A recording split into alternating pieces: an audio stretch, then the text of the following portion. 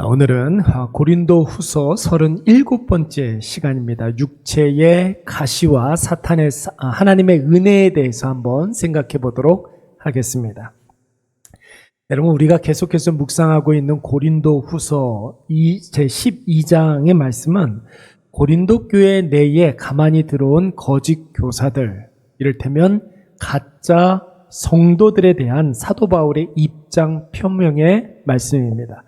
여러분, 우리는 이 말씀을 통해서 사도 바울이 고백하고 있는 것처럼 무엇을 하든지 어디에 있든지, 여러분, 우리가 어떤 생각을 하고 있든지 예수 그리스도 중심이어야 한다는 사실을 배울 수가 있었고, 또 거짓 교사, 가짜 성도들처럼 무엇을 하든지 자기중심적으로 판단하고 생각해서는 안 된다는 사실을 배우게 되었습니다.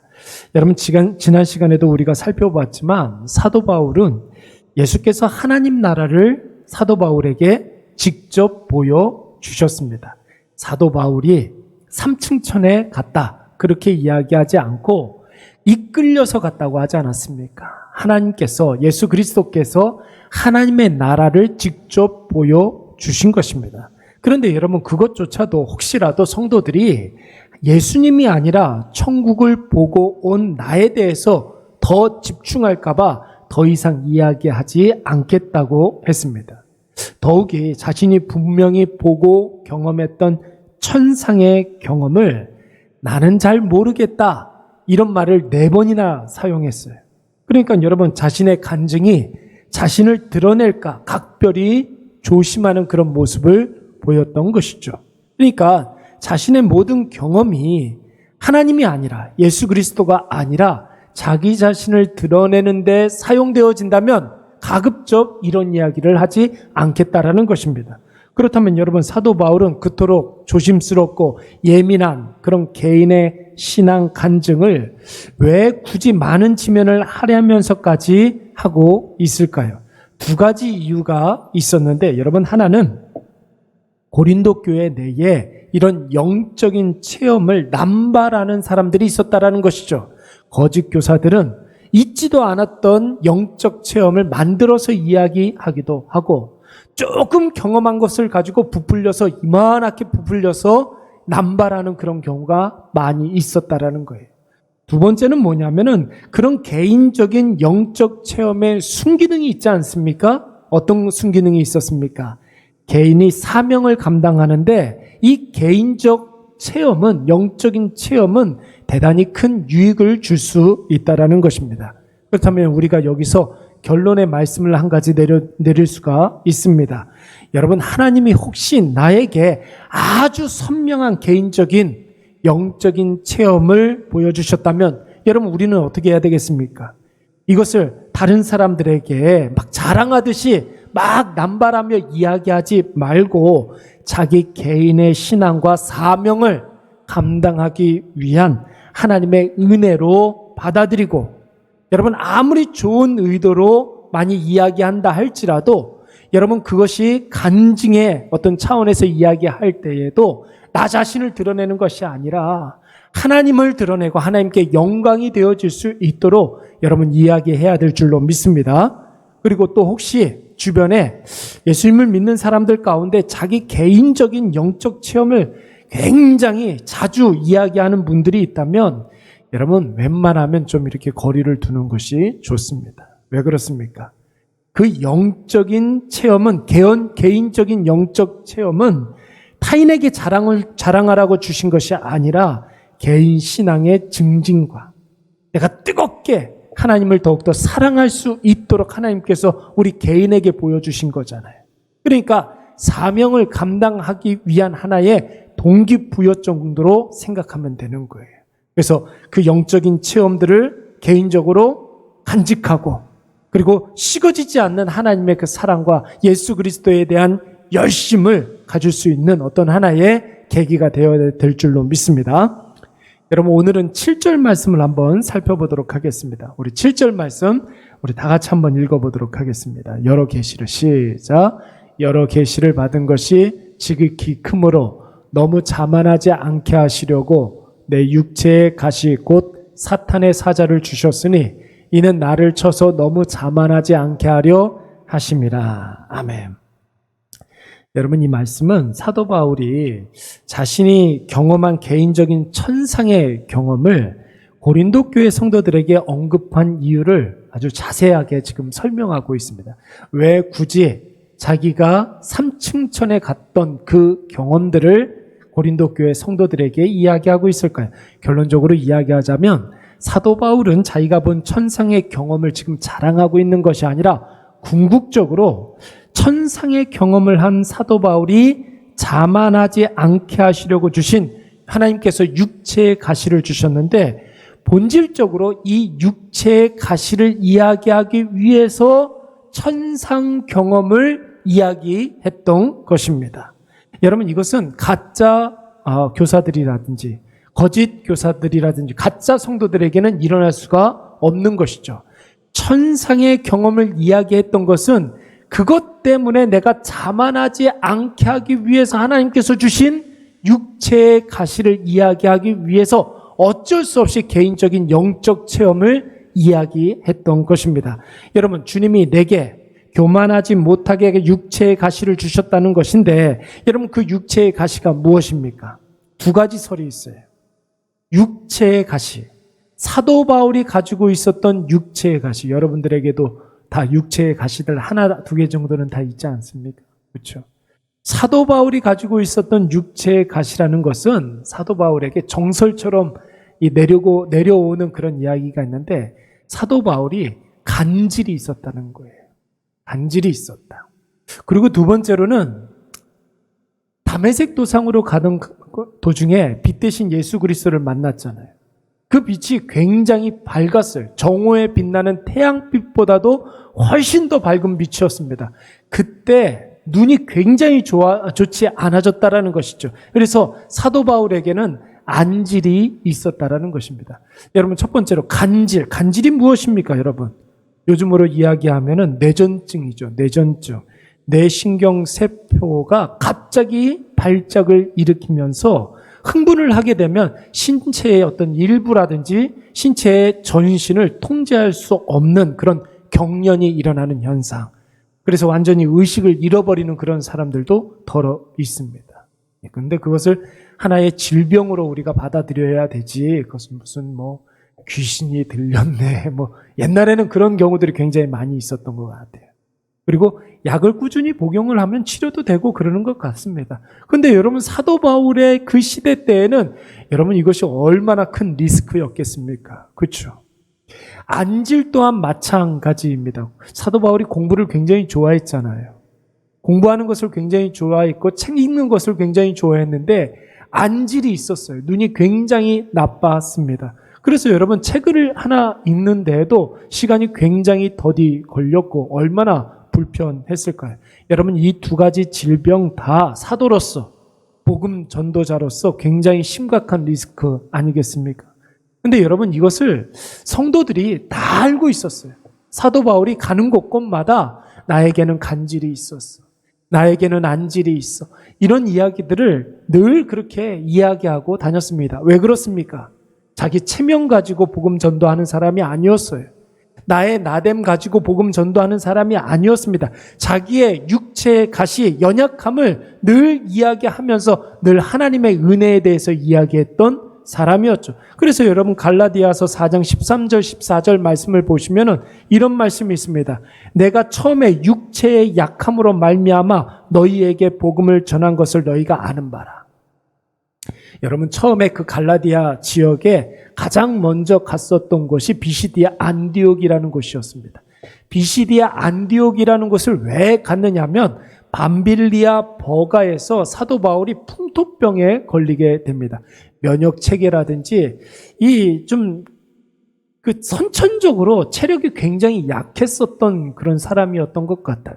근데 밤빌리아 버가는 굉장히 습지대거든요.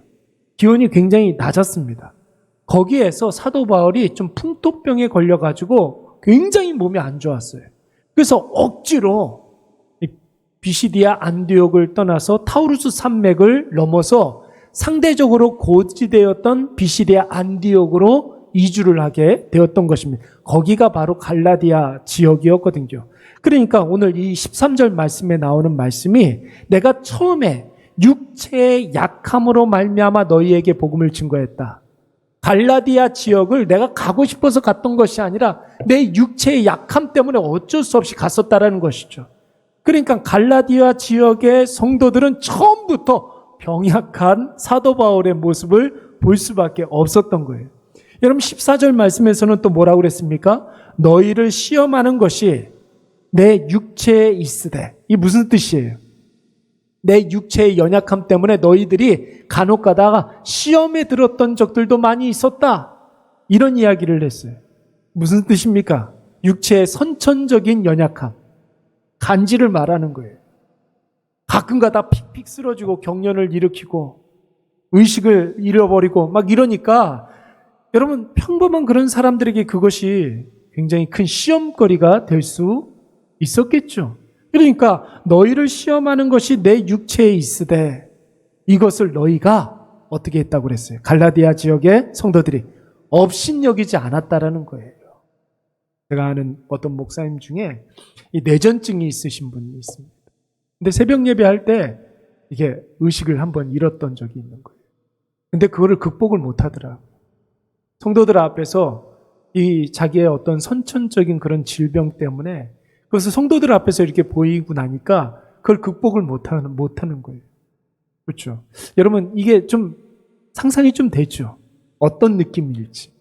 근데 그런 일들이 많이 있었는데 갈라디아 성도들이 업신여기지 않았다는 거예요. 그리고 버리지도 않았다는 거예요. 나를. 사도 바울을. 오직 나를, 사도 바울을 하나님의 천사와 같이 또는 그리스도 예수와 같이 영접하였다. 얼마나 감사했겠습니까? 사도 바울이. 그렇죠? 그런 것을 이야기하는 거예요. 갈라디아 지역 성도들이 이미 다 사도 바울의 연약함을 아는 바였고 바울이 그 질병으로 말미암아 성도들에게 큰 시험거리가 되었다 할지라도 업신여기지 아니하고 버리지 아니하고 천사같이 혹은 예수 그리스도를 대하듯이 그렇게 대했다라는 것이죠.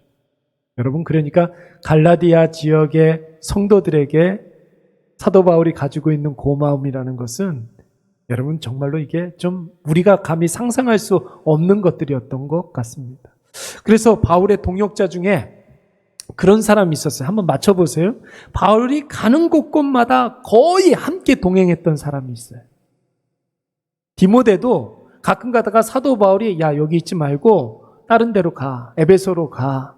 너 데살로니가 교회에 남아있어. 이렇게 이야기하면 떨어져 있던 시간들이 굉장히 많이 있었습니다. 그런데 이 사람만큼은 사도 바울이 죽을 때까지, 순교할 때까지 함께 있었던 사람이 있었어요. 누구였을까요? 누가 사도 바울과 죽을 때까지 같이 있었을까요? 힌트는 직업이 의사예요. 누가였겠죠, 누가. 네. 누가죠. 왜 그랬을까요? 사도 바울의 주치의였던 거예요. 사도 바울이 육체적으로 굉장히 연약하고 힘드니까 의사였던 누가는 사도 바울 곁을 떠날 수가 없었던 거예요. 그래서 사도 바울이 모든 사람들은 다 다른 데로 이렇게 파송하고 연약한 교회에 이렇게 보냈어도 누가만큼은 늘 옆에 있었습니다. 마지막에 참수용으로 죽을 때까지 누가만 나와 함께 있느니라 그랬단 말이죠. 사도 바울이 가지고 있었던 육체의 가시, 첫 번째는 질병이었고, 여러분 두 번째는 무엇이냐면 육체의 가시 곧 사탄의 사자를 주셨으니 라고 했으니까 사도 바울이 복음을 증거할 때마다 사탄의 도전이 굉장히 심각했었다라는 것입니다. 여러분 지금 고린도 교회에서도 거짓 교사, 가짜 성도들이 사도 바울을 계속해서 음해하고 공격하지 않습니까? 네, 갈라디아 지역을 전도했었던 제1차 전도 여행 때에는 사도 바울의 주적이 동족이었던 유대인들이었어요. 유대인들이 그렇게 핍박을 하고 박해를 했습니다. 제2차 전도 여행의 배경은 유럽이었어요. 그때에는 이방인들의 박해가 그렇게 심했습니다. 3차 전도 여행의 배경은 에베소 전도였습니다. 그러니까 여러분 그때에는 거짓 교사들이나 이단자들이라든지 사이비들 가짜 성도들의 방해가 끊임없이 있었습니다.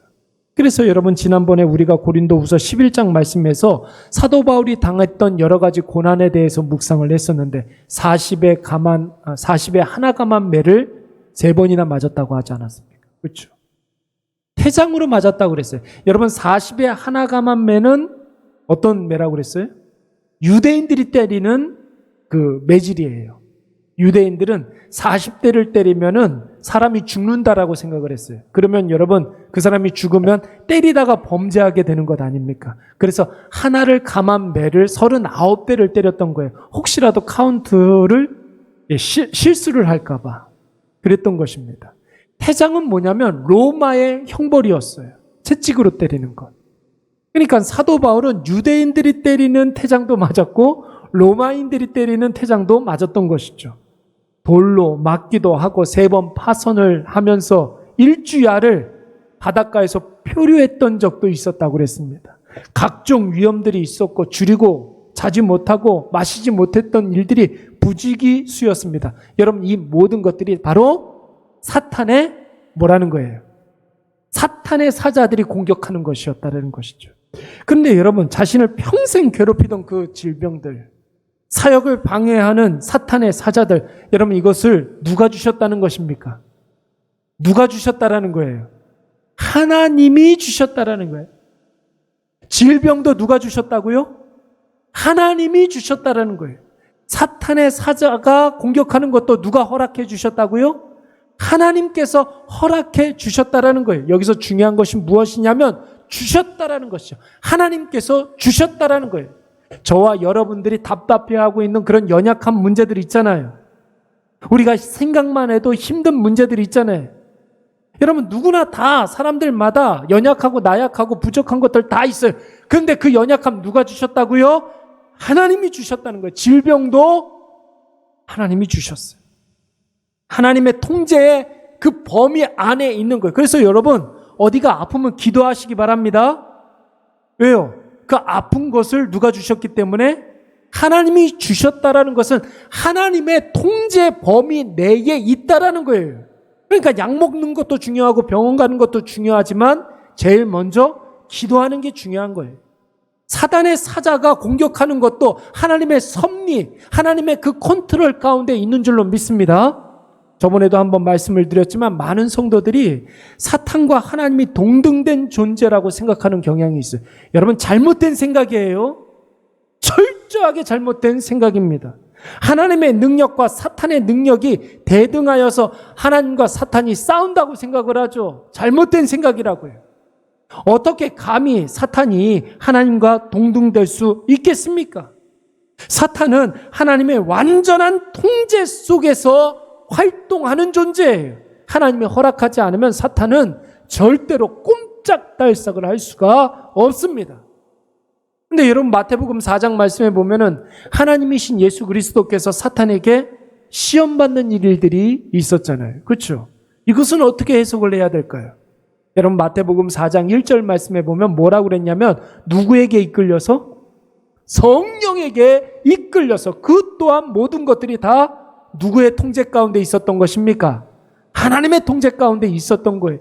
우리가 사단에게 시험을 받는다 할지라도 그것도 하나님께서 허락해 주신 것이죠. 그러니까 여러분 우리가 기도할 때 어떻게 기도해야 되겠습니까? 하나님 나에게 힘을 주세요.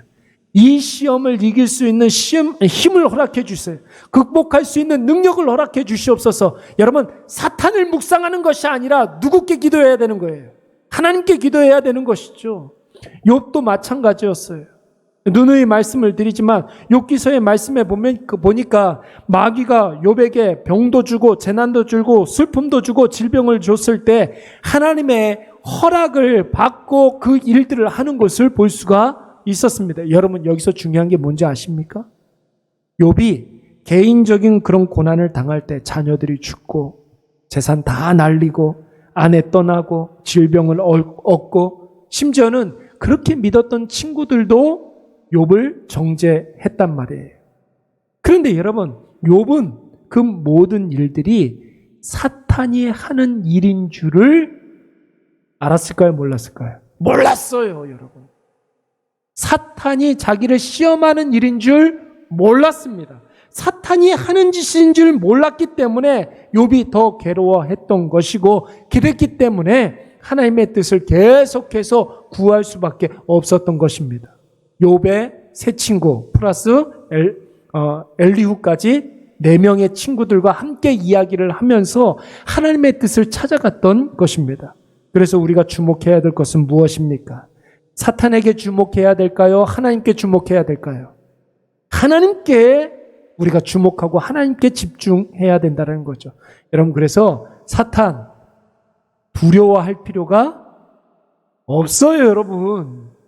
무서워할 필요가 없습니다. 사람들이 상상의 나래를 펼쳐서 무슨 사탄을 굉장히 무서운 뿔 달린 그런 형상화시켜가지고 우리가 생각을 하는데 절대로 무서워할 필요가 없어요. 왜 그렇습니까? 우리는 다 하나님의 자녀이기 때문에 그런 거예요.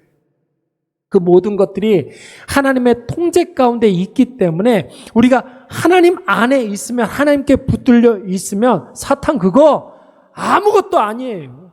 아무것도 아니에요. 우리 주변에 말끝마다 사탄 하는 분들이 덜어 있어요. 여러분, 별로 옳지 못한 태도예요. 이것 때문에 이단에 빠지는 그런 사람들도 있잖아요. 그렇죠? 그것이 설령 사탄의 역사를 할지라도 중심은 하나님께 있는 거예요. 일부러라도 여러분 사탄, 마귀 이런 이야기들을 될 수 있으면 하지 말고 하나님의 역사로 간주하고 하나님의 뜻을 더 많이 구하시기 바랍니다. 하나님의 때를 그래서 소망하며 기다리면 하나님께서 여러분 그러니까 오래 기다리지 않아도 돼요. 곧 하나님의 뜻을 알게 해주시고 하나님의 때가 곧 임함으로 말미암아 우리가 하나님께 기뻐하며 하나님께 찬송하고 영광 돌려드리는 그때가 반드시 오게 될 줄로 믿습니다. 멀지 않아요. 멀지 않아요. 곧 온다고요. 하나님의 뜻을 알게 되는 때가. 기뻐하며 하나님께 찬송할 때가 곧 오게 될 줄로 믿습니다.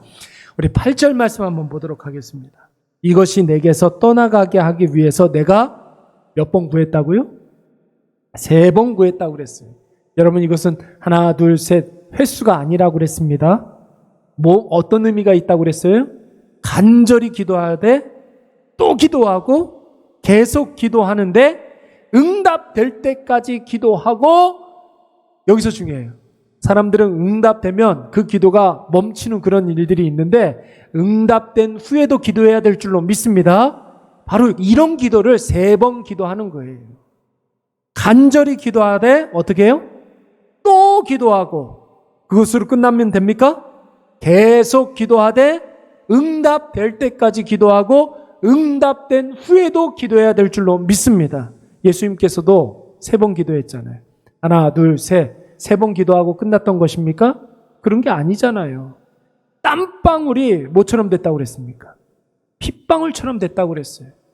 이게 바로 간절히 기도하되 또 기도하고 간절히 계속 기도하면서 응답될 때까지 기도하고 응답된 후에도 기도해야 될 줄로 믿습니다. 이런 기도예요. 성도들이 많은 경우 어떤 기도를 간절히 하다가 그 기도가 응답이 되면 그것에 대한 기도를 딱 멈추는 사람들이 있어요. 여러분, 그것은 별로 좋지 않은 태도예요. 내가 기도했던 것에 대한 응답을 받으면 그 기도를 계속해서 더 해야 되는 거예요. 왜 그렇습니까? 기도할 때 그 간절한 마음을 유지하기 위해서. 사람이 그렇잖아요. 화장실 갈 때 마음 다르고 나올 때 마음이 다르지 않습니까? 그래서 여러분, 간절히 기도하되 또 기도하고 계속 기도하고 응답될 때까지 기도하고 응답된 후에도 기도해야 한다라는 것입니다. 여러분, 그때 하나님의 응답이 무엇이었습니까? 우리 9절 말씀 다 같이 한번 읽어볼까요? 9절 말씀 시작. 나에게 이르시기를 내 은혜가 내게 족하도다. 이는 내 능력이 약한 데서 온전하여 짐이라 하신지라. 그러므로 도리어 크게 기뻐함으로 나의 여러 약한 것들에 대하여 자랑하리니 이는 그리스도의 능력이 내게 머물게 하려 함이라. 아멘.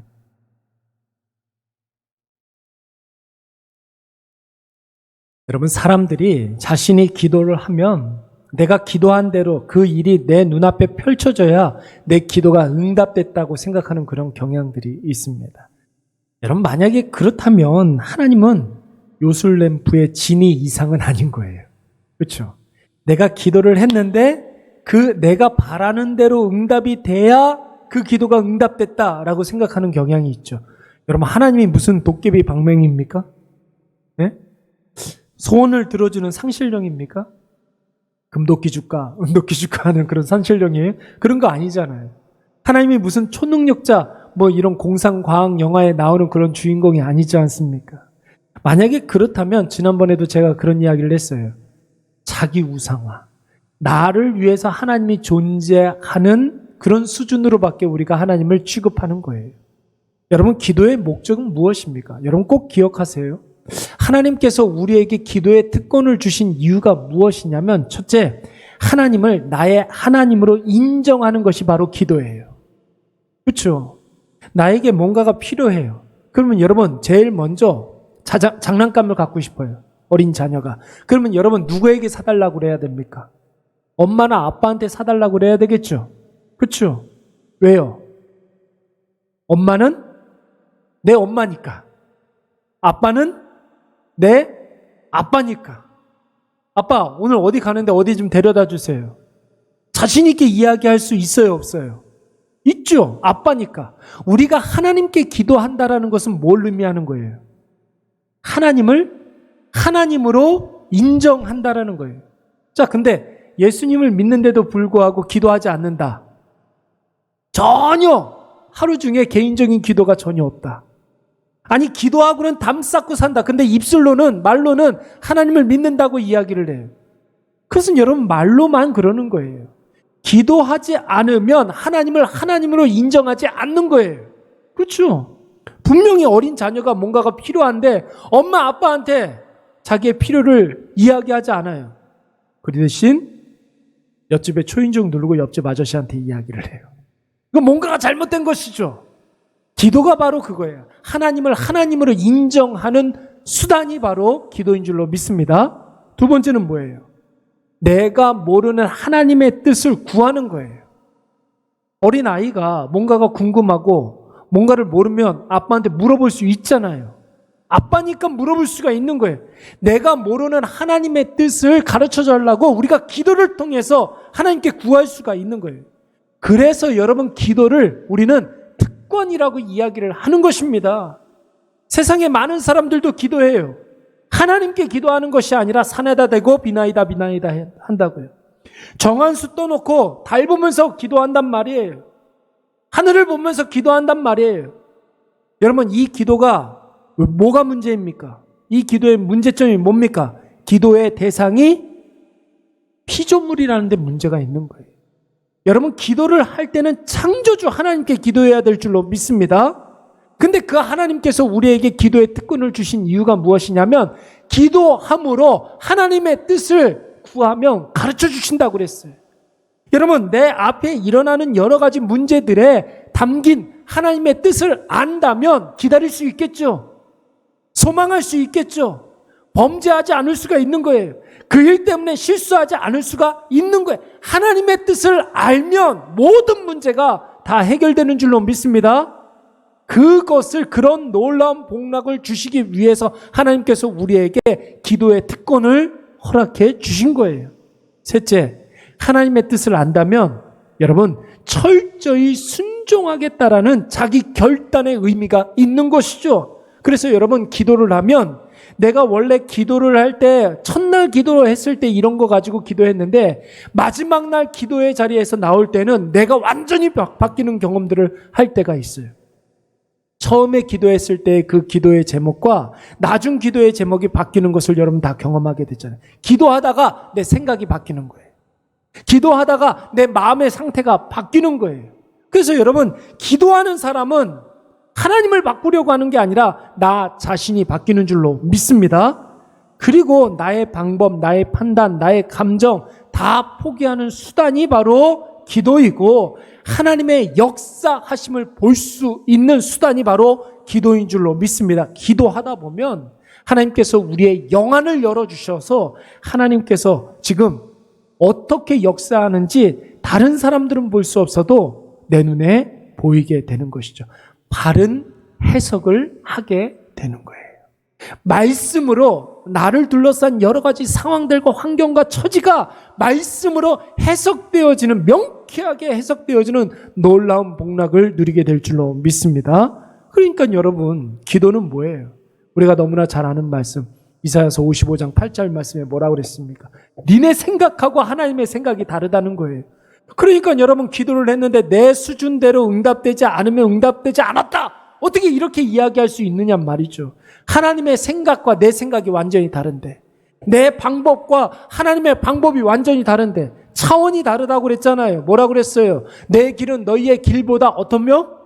높으며 그랬어요. 완전히 차원이 다르다는 거예요. 우리가 하나님의 방법을 상상조차 못한다라는 것입니다. 내 생각은 너희의 생각보다 높이, 차원이 다르다는 것이죠. 그래서 여러분, 바른 기도의 사람은 나의 바람과 나의 원하는 것이 얼마든지 노로 응답될 수 있다는 사실을 분명히 인식하는 거예요. 내가 원하는 방식이 아닌 다른 방식으로 응답될 수 있다는 사실을 아는 사람, 이것이 바로 바른 기도의 사람인 줄로 믿습니다. 여러분, 이 말의 의미는 내가 생각하는 방법보다 훨씬 더 좋은 방법으로 하나님의 뜻이 이루어진다라는 확신을 갖게 되는 것이죠. 그러니까 여러분, 기대하시기 바랍니다. 하나님의 뜻이, 여러분의 응답이 이루어지고 있어요. 지금 내가 하나님보다, 하나님의 수준보다 한참 낮기 때문에 그것을 이해하지 못하는 것이지, 조금만 시간이 지나고 나면 하나님의 때가 임하게 되면 무릎을 탁 치면서 아이고 아파라. 무릎을 탁 치면서 아하 그렇구나. 여러분, 세상에 그렇구나, 이 말보다 더 시원한 말이 어디 있겠습니까? 그렇죠? 야, 역시 하나님 살아계시는구나. 이 말보다 더 통쾌한 말이 어디 있겠습니까? 그렇죠? 그때 내가 원하는 모습이 아니라 하나님이 빚어가는 모습으로 우리가 자라고 성숙하게 될 줄로 믿습니다. 바울은 자기의 육체의 가시가 지금 전혀 해소가 되지 않았어요. 간질 치료되지 않았어요. 눈 어느 날 갑자기 확 이렇게 보이는 그런 일들이 없었어요. 요즘은 그런 거 있죠. 백내장 수술하면은 이렇게 환하게 보인다며요. 그렇죠? 근데 그런 일은 없었다는 거예요. 그러니까 우리는 사도 바울보단 나아요. 그렇습니다. 사탄의 도전은 날로 더 심해져만 갔습니다. 그럼에도 불구하고 어떻게 고백하고 있습니까?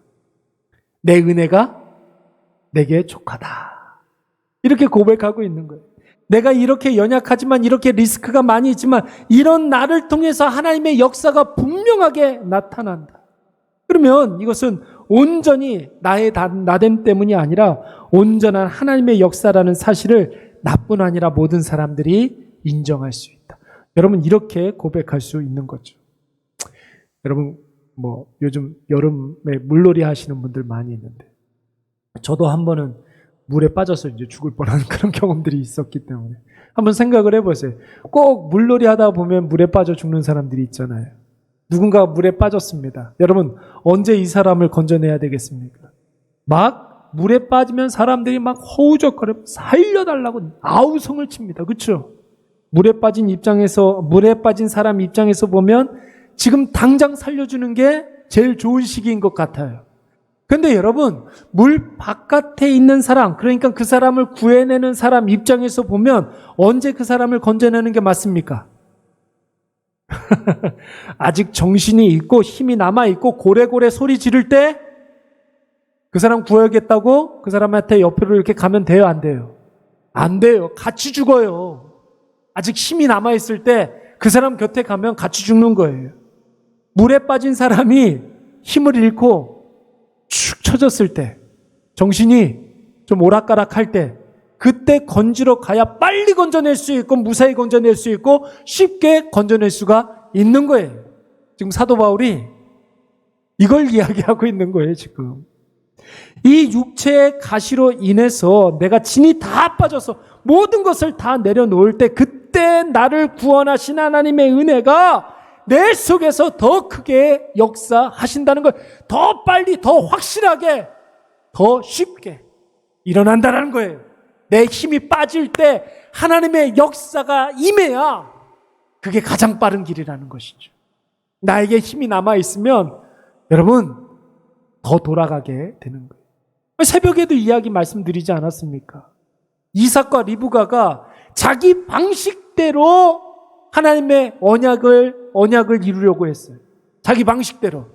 여러분 이삭의 방식은 뭐였습니까? 사람들 몰래 애서만 불러다가 야 들에 나가서 사냥해갖고 온 것을 별미를 만들어서 나한테 주면 내가 다른 사람 몰래 장자의 축복을 너에게 줄게. 이거 누구 방식이에요? 하나님의 방식이 아니에요. 이삭의 방식이었습니다. 근데 여러분 그거 누가 듣고 있었어요? 누가 듣고 있었어요? 리브가가 듣고 있었잖아요. 리브가도 자신의 방식대로 했어요. 자, 그래? 그렇다면 그거 받고 어떻게 했습니까? 야곱에게 양떼에게 가서 염소 새끼, 좋은 염소 새끼 2마리만 갖고 와라. 그러면 내가 이삭이 좋아하는 음식이 뭔지를 내가 잘 아니까 맛있게 요리를 해가지고 그거 갖고 들어가라는 거예요. 다 자기 방식대로 하나님의 언약을 이루려고 했어요. 그러니까 여러분 에서는 어떻게 되었습니까? 언약에서 탈락. 야곱은 어떻게 됐어요? 그 쉬운 길을 돌아갔잖아요. 수십 년을. 라반의 집에 가가지고 돌아가잖아요.